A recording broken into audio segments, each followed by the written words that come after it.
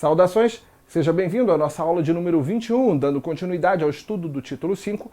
Vamos agora para a seção 5 do capítulo 2, mais especificamente para os artigos 37 e 38 da LDB. Vamos falar sobre educação de jovens e adultos. Sim, vamos adentrar nesta modalidade. Diz o artigo 37 da LDB, que já está aqui, que a educação de jovens e adultos será destinada àqueles que não tiveram acesso ou continuidade de estudos nos ensinos fundamental e médio na idade própria e constituirá instrumento para a educação e a aprendizagem ao longo da vida. Você percebe que no finalzinho da definição desta modalidade, o seu conceito se funde e se confunde com o conceito de educação de adultos, também conhecido por nós por andragogia. Já o parágrafo 1º do artigo 37 nos ensina que os sistemas de ensino assegurarão gratuitamente, e isso é fundamental que você frise quando for dar a sua aula, esse gratuitamente, aos jovens e adultos que não puderam efetuar os estudos na idade regular, oportunidades educacionais apropriadas. Entenda-se aí duas coisas que já lemos até agora. Primeiro, a importância do gratuito, porque eu já observei em várias questões de provas de concurso público a figura do parágrafo 1º em um item ou no centro de um enunciado e onde a palavra gratuito havia sido suprimida. E a supressão dessa palavra gratuitamente implica erro em prova, porque pode dar a conotação que o poder público pode cobrar algo por esta contraprestação de serviço. Por isso, a terminologia gratuitamente ela é indispensável para a correta análise da questão. Então, primeiro frisamos o gratuito. E aí, no finalzinho, onde está escrito que o poder público, os sistemas de ensino assegurarão oportunidades educacionais apropriadas, lembre-se, apropriadas, toda vez que você ler que o sistema de ensino vai assegurar oportunidades educacionais apropriadas, apropriado é sinônimo de diferenciado, sim, diferente dos demais. Consideradas, então, as características do alunado, por isso apropriado, por isso diferente, levando em conta as características desse alunado, o interesse desse alunado e as condições de vida e de trabalho de cada um deles, mediante cursos apropriados, cursos diferenciados e exames diferenciados, exames apropriados. Então, não se esqueça, a palavra apropriada é sinônimo de diferenciada. Então, nós teremos, sim, um serviço diferenciado para o público da EJA, porque o público da EJA tem características diferentes dos educandos do ensino regular, dos educandos que têm uma compatibilidade entre a sua idade, a idade física, cronológica, e o ano ou série que estão estudando.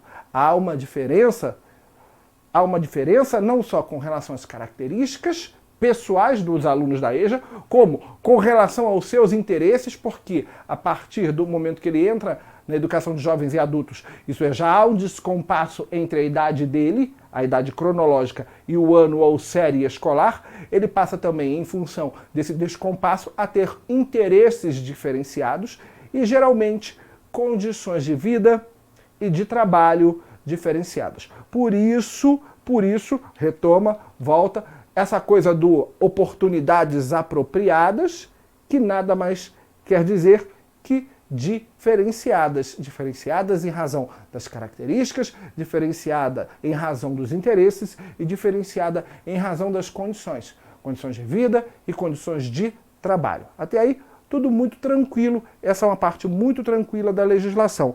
Então, esse trabalho diferenciado vai oferecer para esse público, vai ser dado para esse público de que forma? Através de cursos diferenciados, que terão um currículo diferenciado, metodologias de trabalho diferenciadas, procedimentos de avaliação diferenciados, os cursos são diferenciados, e exames diferenciados, a título, por exemplo, de supletivo, que falaremos mais adiante. Perfeito?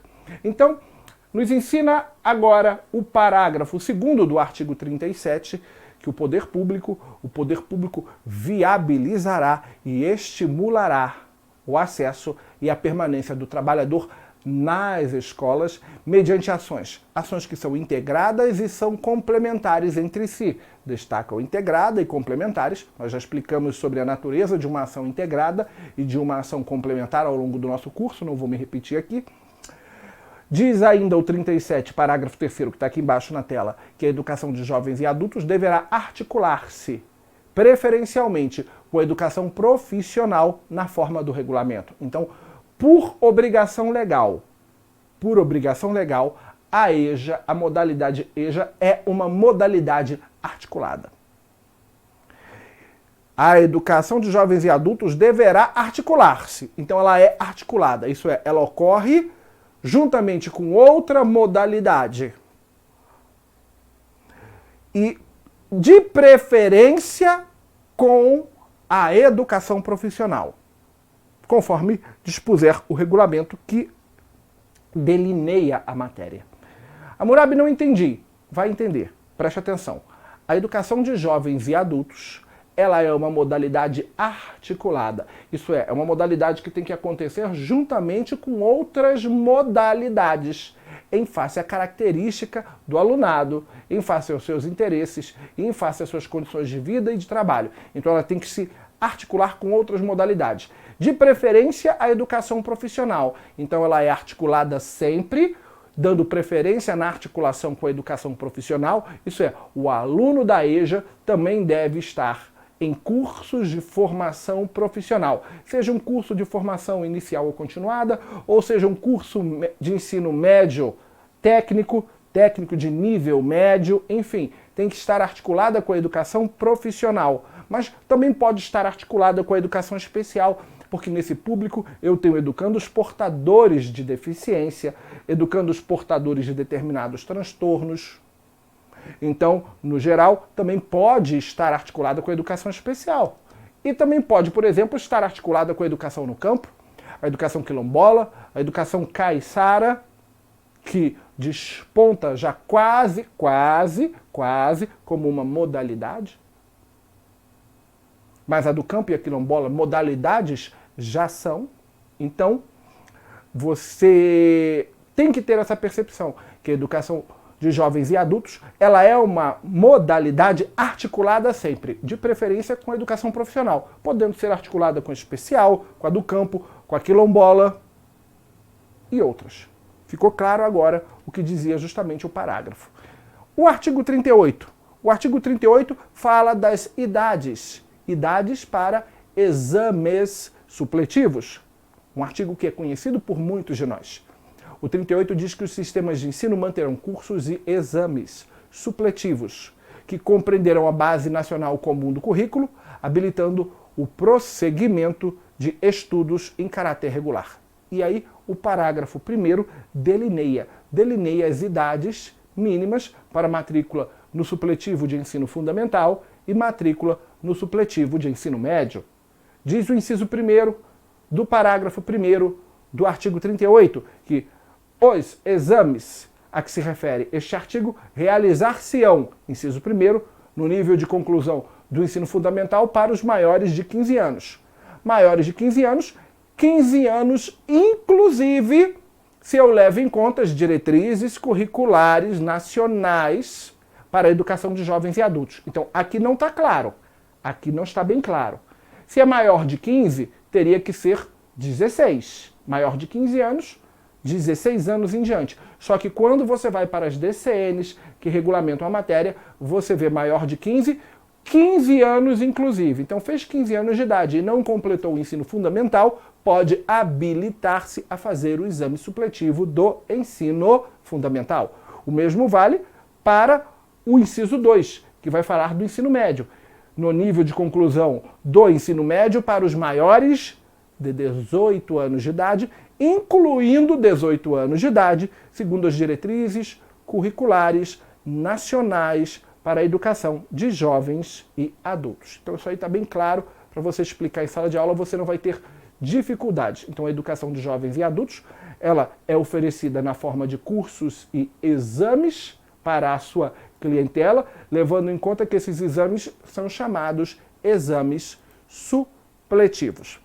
Temos ainda o parágrafo 2º do artigo 38, que nos informa que os conhecimentos e habilidades adquiridos pelos educandos por meios informais serão aferidos e reconhecidos mediante exames. Isso é, eles podem simplesmente requisitar provas diretas, sem necessariamente fazer aulas, e se nesses exames eles demonstrarem ter o conhecimento para aquela etapa do ensino, para ela eles estarão habilitados. Seguindo adiante, fica aqui a indicação de leitura da resolução número 1 do ano de 2000, ano 2000, resolução número 1 do Conselho Nacional de Educação e resolução número 3 do ano de 2010. As diretrizes curriculares nacionais para a educação de jovens e adultos e diretrizes operacionais para a educação de jovens e adultos. É uma aula bem curtinha, não tem muito que o examinador complicar aqui. A questão da idade para fins de inscrição no exame supletivo, ela é recorrentemente cobrada, mas acaba sendo uma questão dada, porque ali os examinadores eles não conseguem complicar muito, a regra é bem clara. Um grande abraço, fique com Deus e até o nosso próximo encontro.